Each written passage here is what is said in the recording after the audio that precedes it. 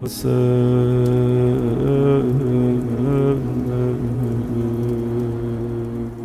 باللہ من الشیطان الرجیم بسم اللہ الرحمن الرحیم والموفون بعہدہم اذا عاہدوا صلوات محمد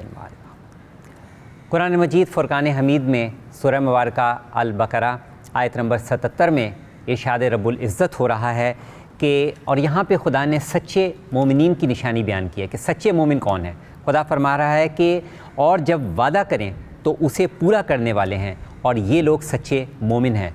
گویا کہ قرآن مجید مومن کی ایک نشانی اس کا عہد پورا کرنا، وعدے کو پورا کرنا اور اس کا وفا نبھانا ہے۔ اور اسی طرح سے قرآن مجید میں ایک اور مبارکہ سورہ مبارکہ میں خدا فرما رہا ہے وَأُوفُوا بِعَهْدِ اللَّهِ إِذَا عَاهَدتُّمْ، یعنی اللہ کے عہد کو پورا کرو کہ جب تم عہد کرو۔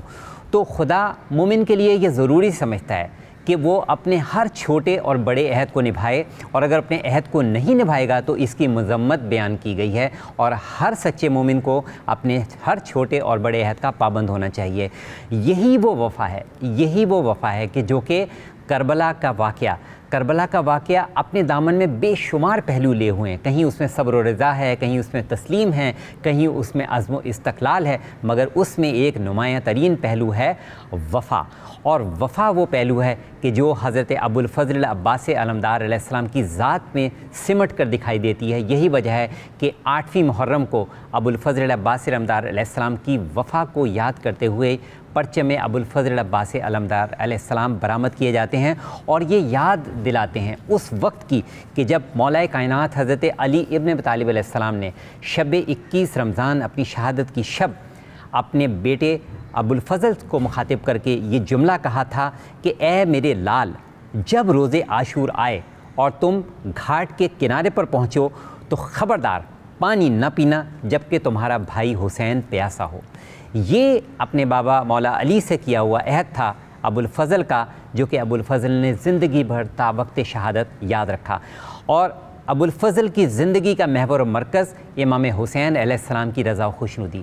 امام حسین علیہ السلام کے ابرو کے اشارے کو دیکھ کر ابوالفضل عباس علمدار علیہ السلام اپنی زندگی بسر کرتے رہے، اور یہاں تک کہ وہ وقت آیا کہ جب میدان کربلا میں 2 محرم کو امام حسین علیہ السلام کے قافلے کی آمد ہوتی ہے، اقربا حسینی ہیں، اصحاب حسینی ہیں، اور ان میں امام حسین علیہ السلام کے ساتھ ابوالفضل عباس علمدار علیہ السلام بھی ہیں، اور پھر 7ویں محرم کو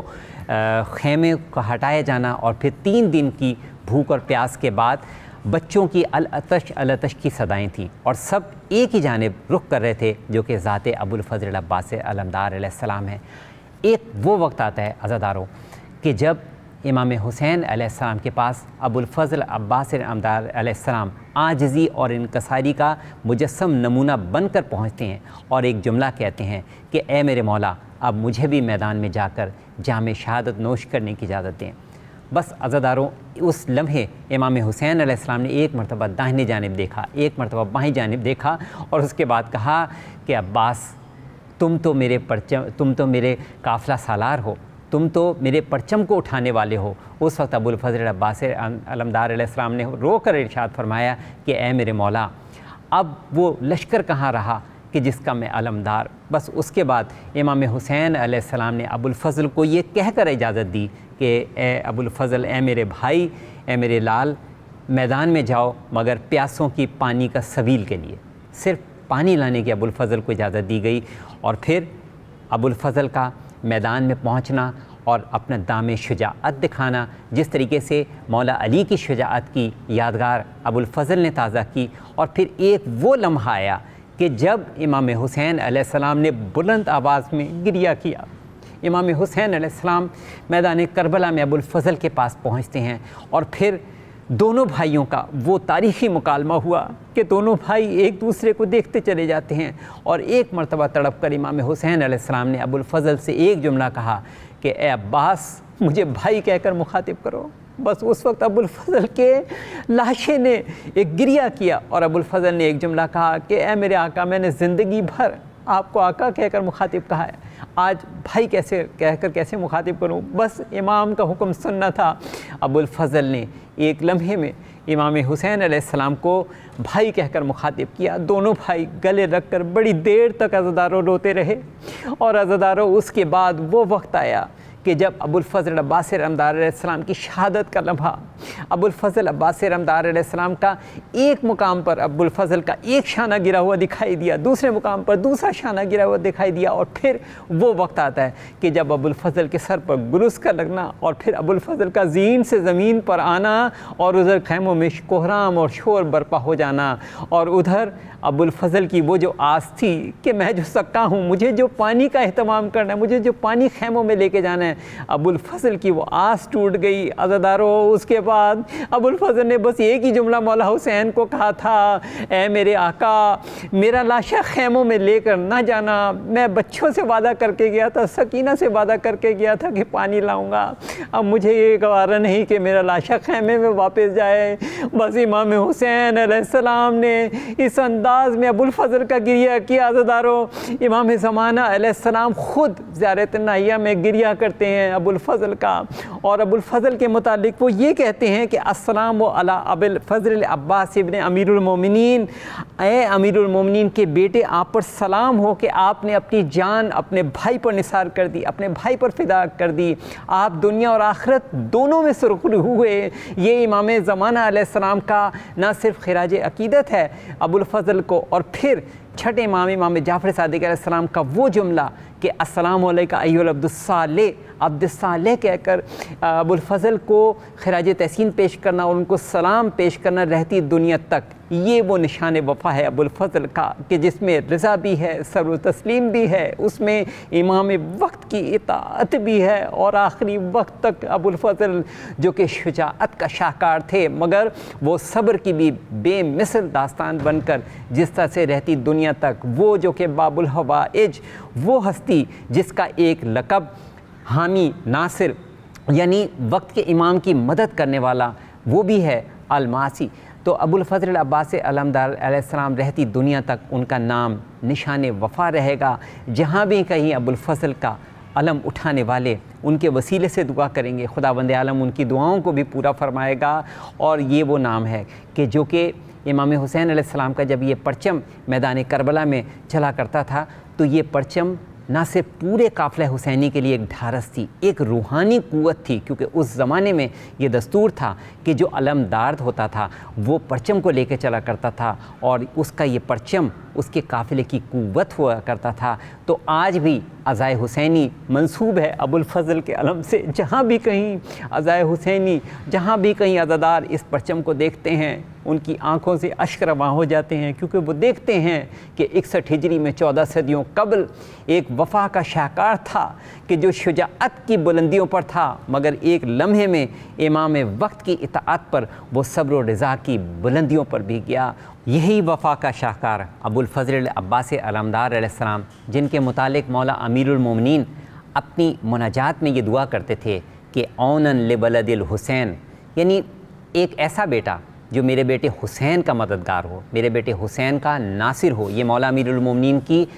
رات کی تاریکیوں میں مناجات ہوا کرتی تھی کہ خدایا مجھے ایک ایسا فرزند جری عطا فرما۔ یہی وجہ ہے کہ ابو الفضل عباس علمدار علیہ السلام کی والدہ گرامی جناب ام البنین، جو کہ خود باب الحوائج کے درجے پر فائز، اور وہ ایسے بہادر اور جری گھرانوں سے تھیں کہ جو نیزوں سے کھیلنے والا، جو شجاعت کے شاہکار سے بھرپور گھرانہ اور قبیلہ تھا، اور اسی سے ابو الفضل عباس علمدار علیہ السلام کی مادر گرامی جناب ام البنین، اور ابو الفضل عباس علمدار علیہ السلام کی تربیت جناب ام البنین نے اسی نقطے کے ساتھ کی کہ تم نے ہمیشہ حسین کی جانب نگاہ اپنی توجہ کو مرکوز رکھنا ہے۔ اور فرمایا کرتے تھے مولا امیر المومنین، یا قمرن منیرہ کنتا اونی، یعنی اے نور افشاں چاند، اے چمکتے ہوئے چاند، تو ہر مشکل میں میرا اون اور مددگار ہے۔ کیونکہ ابو الفضل عباس علمدار علیہ السلام کے چہرے کی یہ خاصیت تھی کہ ان کے چہرے پر، ان کے ماتھے پر، ان کی پیشانی پر سجدوں کے نشانات زو فشاں تھے۔ دور سے کوئی بھی ان کے چہرے کی طرف ان کا مشاہدہ کرتا تھا تو چہرے پر سجدے اور آنکھوں پر اور ماتھے پر ان کے سجدے کے نشانات بالکل واضح دکھائی دیتے تھے۔ ان کا لقب ابو الفضل اس لیے کیونکہ وہ فضائل کا مرقع، فضائل کا مجموعہ ابو الفضل عباس علمدار علیہ السلام، جن کا ایک اور لقب سکا یعنی پیاسوں کو سیراب کرنے والا، اور انہی کا ایک لقب باب الحوائج یعنی حاجتوں کا دروازہ، اور کیوں نہ ہوتا ابو الفضل عباس علمدار علیہ السلام کی شخصیت باب الحوائج کے درجے پر فائز، کیونکہ انہوں نے اپنی جان اپنے رب کے حضور اس انداز میں دی کہ اپنے پورے وجود کو اپنے رب کی بارگاہ میں سر تسلیم خم کیے ہوئے، اپنے وقت کے امام کی اطاعت سے بھرپور اور اس کے ساتھ ساتھ صبر و رضا کا بہترین نمونہ بنے ہوئے ابو الفضل، جنہوں نے بچپن سے اپنی زندگی اس طرح سے گزاری کہ بیویوں کے پردے کا نگہبان، ابو الفضل جو کہ ایک غیور شخصیت، ایک بہادر اور جری شخصیت، مگر اس کے ساتھ ابو الفضل ایک کریم شخصیت بھی، ایک فقیہ شخصیت بھی۔ ابو الفضل عباس علمدار علیہ السلام اپنے زمانے کے ایک بے مثال فقیہ بھی تھے، اور فقاہت ان کی طبیعت میں رچی بسی ہوئی تھی، ایک بہترین عالم تھے۔ اور پھر ابو الفضل عباس علمدار علیہ السلام نے اپنی نسل سے میدان کربلا میں یہ عہد لیا تھا کہ جس دور اور زمانے میں تم موجود ہو، اپنے وقت کی امام کی اطاعت کرنا۔ یہی وجہ ہے کہ ابو الفضل کے تمام جو فرزندان تھے وہ شہید ہوئے، راہ حق میں شہید ہوئے، اور جو میدان کربلا میں موجود تھے انہوں نے امام حسین علیہ السلام کی نصرت کی، اور جو آنے والے دور میں آئے انہوں نے آنے والے دور میں اس وقت کے امام کی نصرت کی، یہاں تک کہ ابو الفضل عباس علمدار علیہ السلام کے ایک پوتے نے امام حسن عسکری علیہ السلام کے زمانے میں اس وقت امام حسن عسکری علیہ السلام کی جان کی بھی حفاظت کی، جناب نرجس خاتون کی جان کی بھی حفاظت کی، اور امام زمانہ علیہ السلام کی بھی جان کی حفاظت کا فریضہ انجام دیا۔ تو یہ وہ وفا کا عہد ہے جو کہ ابو الفضل نے میدان کربلا میں خود بھی نبھایا، ان کے فرزندان نے بھی نبھایا، اور آنے والی نسل میں ان کے پوتوں نے آنے والے وقت میں اسی پیغام کو لے کے چلے، جو کہ پیغام وفا ہے، جو کہ پیغام ہدایت ہے، ہدایت سے جڑے رہنے کا پیغام ہے۔ اور یہی ابو الفضل عباس علمدار علیہ السلام کی شخصیت ہے کہ جس پر آج نئی نسل کو، جوان نسل کو غور کرنے کی ضرورت ہے کہ جوانی کہ جب جوش و بلبلے کا زمانہ ہوتا ہے، مگر ابو الفضل کا پیغام یہی ہے کہ اس جوش و بلبلے کو اطاعت الہی کے زمرے میں رکھو، تاکہ تم اپنے رب کے حضور سر تسلیم خم کیے رہو۔ یہ ہمارے بچوں کے لیے یہ منشور حیات ہے کہ کس طریقے سے پرچم اسلام کو تھامے رکھنا ہے۔ ابو الفضل کے پرچم کا ایک اور بھی شاہکار یہ ہے کہ دشمن بھی یہ کہنے پر مجبور ہوئے کہ یہ کیسا پرچم تھا کہ جس کا دستہ سلامت رہا،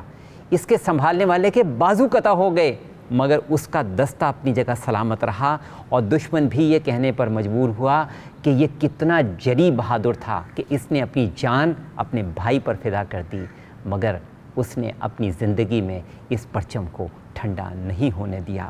خدا تمام سننے والوں کی اور تمام دیکھنے والوں کی تمام حاجات کو پورا فرمائے، اور ابو الفضل عباس علمدار علیہ السلام کے صدقے میں ہمیں بہترین سے بہترین عزائے حسینی اپنے وقت کے امام زمانہ علیہ السلام کی بارگاہ اقدس میں پیش کرنے کی توفیق اور سعادت عطا فرما۔ بحق زہرا و ابیہا و بالہا و بنیہا ربنا تقبل منا انک انت السمیع العلیم، اللہم صلی علی محمد و آل محمد و عجل فرجہم۔